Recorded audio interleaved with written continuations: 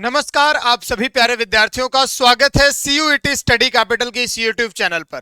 Physics में high scoring chapters कौन कौन से हैं और कौन कौन से टॉपिक है जिनको आप पढ़ के सीयूईटी एग्जाम में अभी जो कम समय बचा हुआ है आपके, उसमें भी आप 230 प्लस जा सकते हैं।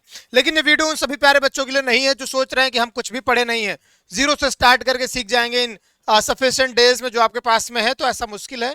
वे बच्चे जो तैयारी अपनी करके रखे हैं, जिनको लगता है कि हाँ हम 150-200 के बीच में लाइक करेंगे, तो उनके लिए वीडियो है कि हम आपको आज कुछ ऐसे स्कोरिंग चैप्टर्स बताने वाले हैं, कुछ ऐसे स्ट्रेटजीज बताने वाले हैं जिससे आप चाहे बीएससी मैथ, बायो या एग्रीकल्चर आप टारगेट कर रहे होंगे, जहां भी आपका फिजिक्स डोमेन की रिक्वायरमेंट होगी वहां आप अपने आप को बेहतर कर सकते हैं, अपने स्कोर को बढ़ा सकते हैं।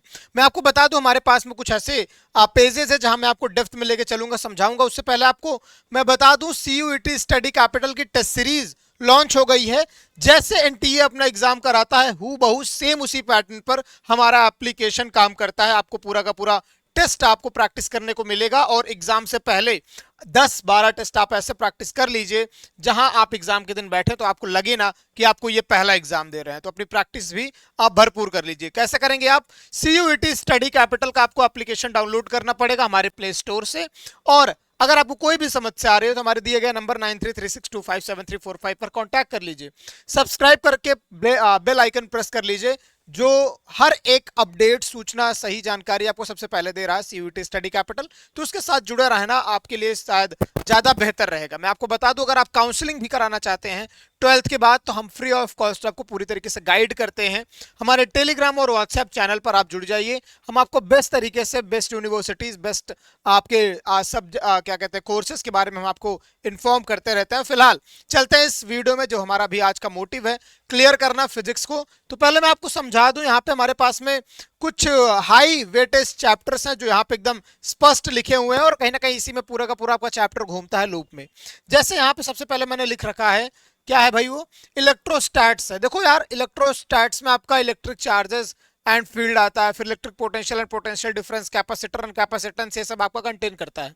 ये तीनों चैप्टर जो है रिलेटेड है एक दूसरे के। अगर आप पहला chapter electric charge and field अच्छे से समझ जा रहे हैं तो उसके बाद दूसरा वाला एकदम आसानी से आता है। मैं अभी आपको इसका डेप्थ में भी चलूंगा, नेक्स्ट पेज पे इसकी डेप्थ में चलूंगा। फिलहाल के लिए आपको मैं बताऊं, इलेक्ट्रोस्टैट से काफी ज्यादा क्वेश्चंस आते हैं। क्यों?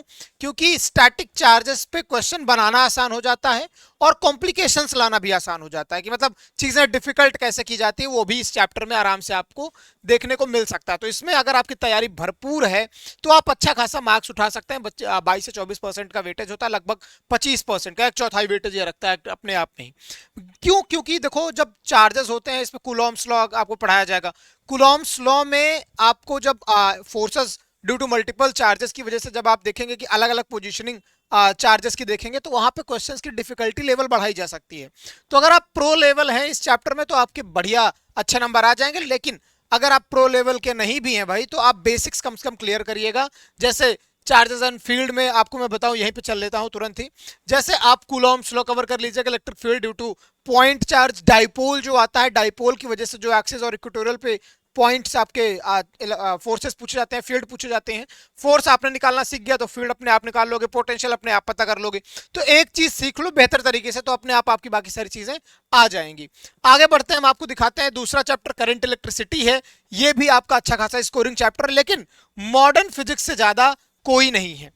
यहां पे मॉडर्न फिजिक्स को 8 से 10% रखा गया है, लेकिन कुछ सफिशिएंट चैप्टर्स के लिए। बाकी ये इतना आसान चैप्टर होता है आपका, इतना आसान, लाइक आपको बहुत ज्यादा कैलकुलेशन पे ध्यान नहीं देना है, बहुत ज्यादा न्यूमेरिकल पोर्शन पे नहीं जाना है। थियोरेटिकल अप्रोचेस लगा के आपको चीजें याद करनी है, समझनी है, एंड देन आ जाना, एग्जाम में बैठ जाना है। बहुत ज्यादा क्वेश्चन इससे पूछे जाते हैं, और कई बार ये मैं डेटा बता रहा हूं, शायद आपको मॉडर्न फिजिक्स का जो है पास्ट ईयर का आप देखोगे तो पास्ट ईयर में बहुत ज्यादा क्वेश्चंस आपके मॉडर्न फिजिक्स से पूछे गए थे, आसान भी पड़ जाता है। तो ये चीजें आप पढ़ के याद कर सकते हो लास्ट मोमेंट पे अपने। बाकी ये चैप्टर अगर आपको आ रहा है तो करंट इलेक्ट्रिसिटी पढ़ने में कोई दिक्कत आपको नहीं आएगी। इसमें आपकी जो भी चीजें आती हैं, किरचॉफ लॉ वगैरह हो गया, सबसे ज्यादा इससे जो पूछा जाता है वो रेजिस्टेंसेस को लेके पूछा जाता है, चाहे वो रेजिस्टेंस की लेंथ को इंक्रीज करना हुआ, डिक्रीज करना हुआ, या फिर आप देखेंगे कि रेजिस्टेंस के साथ साथ उनके कॉम्बिनेशंस हो गए, व्हीटस्टोन ब्रिज वगैरह से रिलेटेड जितने भी क्वेश्चंस हैं सब इसमें आपके पूछे जाते हैं। अगला चैप्टर आपका मैग्नेटिज्म एंड मैटर, फिर इलेक्ट्रोमैग्नेटिक इंडक्शन एंड ऑप्टिक्स है आपका। ये आप यहाँ पे इतना बस समझ लीजिए, बाकी मैं आपको बताता हूं। जैसे जो एक एक करके, जैसे करंट इलेक्ट्रिसिटी में क्या है भाई, करंट इलेक्ट्रिसिटी में आपका ओम्स लॉ आ रहा है, किरचॉफ लॉ आ रहा है, व्हीटस्टोन ब्रिज है, व्हीटस्टोन ब्रिज से क्वेश्चन आना ही आना है, पक्का है, मीटर ब्रिज है और पोटेंशियोमीटर है। इन सब चैप्टर्स को आपको पढ़ लेना है। सेम इलेक्ट्रोस्टैटिक्स में electric field due two point charges, फिर ऐसा है लाइन पे ही जैसे हो, और उसके बाद में प्लेन में किस तरीके से, प्लेन मतलब वही electric forces due to multiple charges, ठीक है। आगे electric potential and potential difference है, कैपेसिटेंस डाइलेक्ट्रिक और कैपेसिटेंस कॉम्बिनेशन, ये है। देखो पैरेलल प्लेट कैपेसिटर वगैरह जब आप पढ़ेंगे तो उसके बीच में जो आपके मीडियम्स रखे जाते हैं वो आपका यहाँ पे नहीं पूछा जाएगा, क्योंकि एनसीईआरटी में भी बहुत सफिशिएंट एनसीईआरटी आपका रखा गया है सीयूईटी के सिलेबस में। ऑप्टिक्स में ऐसे रे ऑप्टिक्स है, लेंस फॉर्मूला है, ऑप्टिकल इंस्ट्रूमेंट्स है, वेव ऑप्टिक्स। ये वेव ऑप्टिक्स जैसे आपका आएगा, इंटरफियरेंस है, डिफ्रैक्शन है, पोलराइजेशन आपका नहीं है सिलेबस में। तो बहुत ही बेसिक बेसिक चीज है। पोलराइजेशन मैंने लिखा है क्योंकि पिछले साल एक बहुत ही बेसिक क्वेश्चन पोलराइजेशन से उठा दिया था, तो बेसिक चीजें आपको पढ़ के जानी है भाई, सिंपल सी रख लेना बात, यह दिमाग में। बायोट-सेवर्ट लॉ है अगर आपका, फिर एम्पियर्स लॉ है, सोलेनॉइड है, टॉरॉइड है, magnetic field due to current है, और मैग्नेटिज्म एंड मैटर। ये आपका मैग्नेटिज्म एंड मैटर पूरी तरीके से थियोरेटिकल चैप्टर है, इसमें आपको कुछ भी नहीं करना, बस थियरी पढ़ के चले जाओगे तब भी आपका काम हो जाएगा। इलेक्ट्रोमैग्नेटिक इंडक्शन बेस्ट चैप्टर है, जो कि समझ में आने वाला चैप्टर है। जितना कुछ आपने करंट इलेक्ट्रिसिटी और मैग्नेटिज्म एंड मैटर में पढ़ रखा उसका जस्ट अपोजिट हो जाता है। Faraday law, Lenz law, motional EMF और एडी करंट, बस यही 4 टॉपिक है जो आपको पढ़ के जाने हैं आपके एग्जाम में, आप बेस्ट तरीके से अच्छे नंबर ला पाओगे। अगला मॉडर्न फिजिक्स, जहां पे आपका ये चैप्टर लिखा हुआ है, atom, nuclei, semiconductor, electromagnetism, dual nature of matter, सारे के सारे आपके थियरी पोर्शन वाले चैप्टर हैं। बेसिक बेसिक क्वेश्चंस हैं इसमें, फोटो इलेक्ट्रिक इफेक्ट वगैरह में कुछ न्यूमेरिकल्स हैं। अगर आप अभ्यास कर पाओ तो कर लो, नहीं तो नहीं भी करोगे तो कोई दिक्कत नहीं है, बेस्ट आप स्कोर कर सकते हैं, ठीक है। बाकी यहाँ पे इन सब का मैं पीडीएफ आपको अवेलेबल करा दूंगा हमारे टेलीग्राम चैनल पर, तो सभी लोग ज्वाइन कर लीजिएगा, वहां आपको ये बेस्ट तरीके से अवेलेबल मैं करा दूंगा, मिल भी जाएगा। आगे देखा जाए यहाँ पे तो भाई फिर से वही सारी चीजें, लेकिन यहाँ पे मैंने कुछ चीजें को थोड़ा सा, जो वहां पे है वही सेम चीजें यहाँ पे भी है, बट यहाँ पे थोड़ा सा मैंने डेप्थ में रखा है चीजों को कि आप किस तरीके से हर एक चैप्टर को पढ़ेंगे। जैसे इलेक्ट्रिक चार्जेस एंड फील्ड में क्या है, एनसीईआरटी आपको फोकस करना है, एनसीईआरटी पे ज्यादा, फॉर्मूलाज यहाँ ज्यादा इंपॉर्टेंट है, फॉर्मूलों को याद रखना है, और पीवाईक्यूज में जितने भी रिपीटेड क्वेश्चंस हैं उनको एक बार देख लेना, क्योंकि वहां से क्वेश्चंस आते ही आते हैं। अगला है इलेक्ट्रिक करंट, यानी करंट इलेक्ट्रिसिटी में, तो फॉर्मूले की यहाँ पे भी आपको प्रैक्टिस करने की जरूरत है, क्योंकि करंट इलेक्ट्रिसिटी भी हाई स्कोरिंग चैप्टर है। ये आपके जितने भी टॉपिक्स है छोटे छोटे उन सबको कवर करके रखना, हर एक टॉपिक से क्वेश्चन उठा ही लेता है करंट इलेक्ट्रिसिटी में। और यहाँ पे भी आपको क्या है, जैसे बेसिक चीजें हैं कि यहाँ न्यूमेरिकल्स की स्पीड आपके लिए मायने रखेगी, इसीलिए यहाँ पे मैंने लिख रखा है कि स्पीड आपको यहाँ पे अपनी बना के रखनी है न्यूमेरिकल्स के लिए।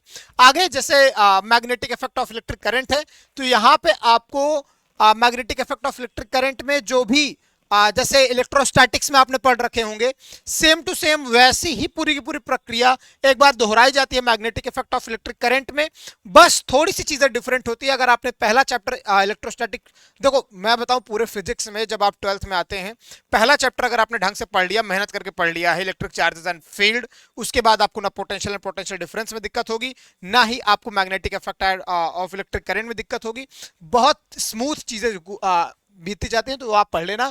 बस आपका पैटर्न चेंज होता है ईएमआई से, यानी कि इलेक्ट्रोमैग्नेटिक इंडक्शन से, क्योंकि इलेक्ट्रोमैग्नेटिक इंडक्शन में आपका फिनोमिना पलट दिया जाता है, यहां आपका आ जाते हैं फैराडे जी, तो यहां पे चीजें थोड़ी सी डिफरेंट कर देते हैं, लेकिन वो भी एकदम आसान हो जाता है, क्योंकि लेंज लॉ आप पढ़ना है, लेंज लॉ से पहले जो आपके फैराडेज के लॉ है वो पढ़ लेना है, बस आपका काम हो जाएगा सफिशिएंट। फिर उसके बाद में यहाँ पे इसको छोड़ते हैं, आते हैं ray optics and optical instruments में।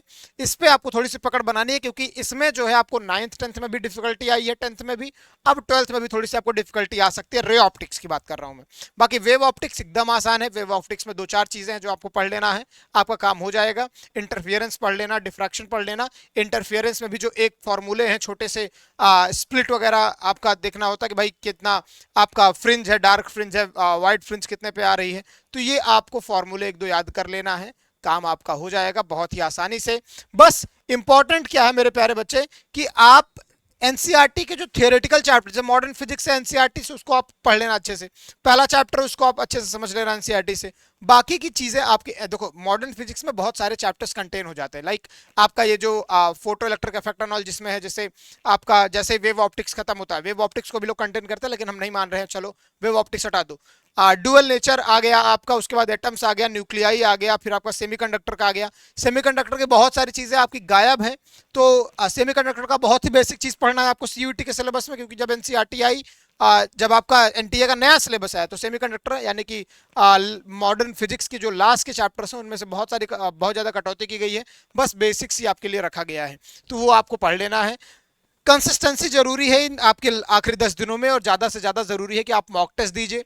मॉक टेस्ट देने के साथ साथ ये है कि भाई अगर आप मॉक टेस्ट दे रहे हैं तो क्या चीजें आपके लिए डिफिकल्ट है उसको आप find out figure it out कर सकते हैं, उसके बाद उस पर आप काम कर सकते हैं।